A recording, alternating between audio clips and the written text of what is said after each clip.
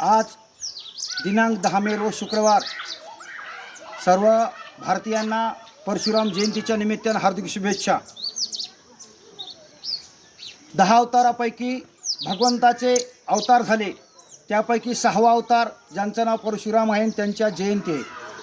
त्या जयंतीच्या निमित्तानं सर्व भारतवासियांना एक शुभेच्छा देऊन मी माझं 2 शब्दाचं मनोगत आपल्यासमोर व्यक्त करतो। सज्जनांनो, आपल्या भारतवंशामध्ये 6 अवतारापैकी 10 अवतारापैकी 6वा अवतार म्हणजे परशुराम। रामानंतर परशुरामाचा अवतार झाला।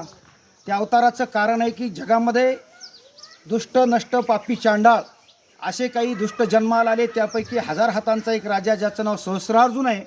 त्या सहस्रार्जुन नावाच्या राजाने शिकार करण्याच्या निमित्तानं गेलेला असताना त्यांनी त्याच्या आईबापावर अत्याचार केला।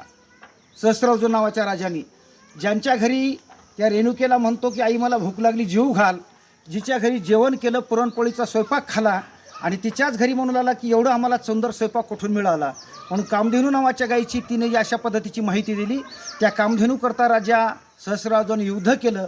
त्या परशुरामांच्या वडिलाला जमदाग्नीला 21 तलवारी घालून त्याला मारून टाकलं व रेणुकेच्या अंगावर 21 तलवारी घालून तिलाही अशा प्रकारे 307 सारखी मोठी कलम करून तिलाही अशा प्रकारे मृत्यूदंडाच्या जवळपास अशा प्रकारे शिक्षा देण्याचं काम त्या सहस्रार्जुन नावाच्या राजाने केलं।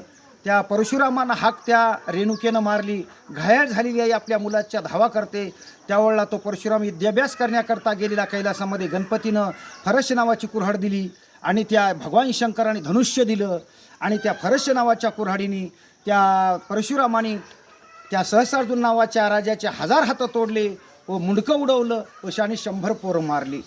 वाईट कर्म करणाऱ्याला अशा प्रकारे वाईट प्राप्ती करून देऊन त्यांना अधोगतीला पाठवण्याचं काम किंवा अशा प्रकारे मृत्यूदंडाची शिक्षा देण्याचं काम त्या परशुरामाने केलं।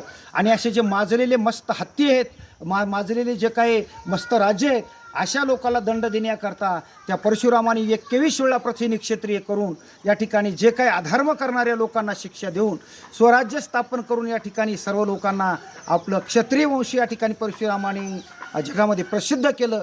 अशा त्या परशुरामाने पापी जे अभक्त दैत्य जे मातले धरणीशी झाले ओझे त्यांचे आणि धर्म रक्षावय अवतार घेशी आपुल्या पाळीशी भक्तजना, अशा ब्राह्मण वंशामध्ये ज्या परशुरामाने अवतार घेऊन दुष्टाचं हनन करण्याचं काम केलं, अशा त्या परशुरामांच्या जयंतीच्या निमित्ताने त्यांच्या चरणी नतमस्तक होऊन आज परशुराम जयंतीच्या हार्दिक शुभेच्छा देऊन सर्व भारतवासियांना आज नमस्कार करून सर्वांना परशुराम जयंतीच्या शुभेच्छा देऊन मी माझं मनोगत संपवतो।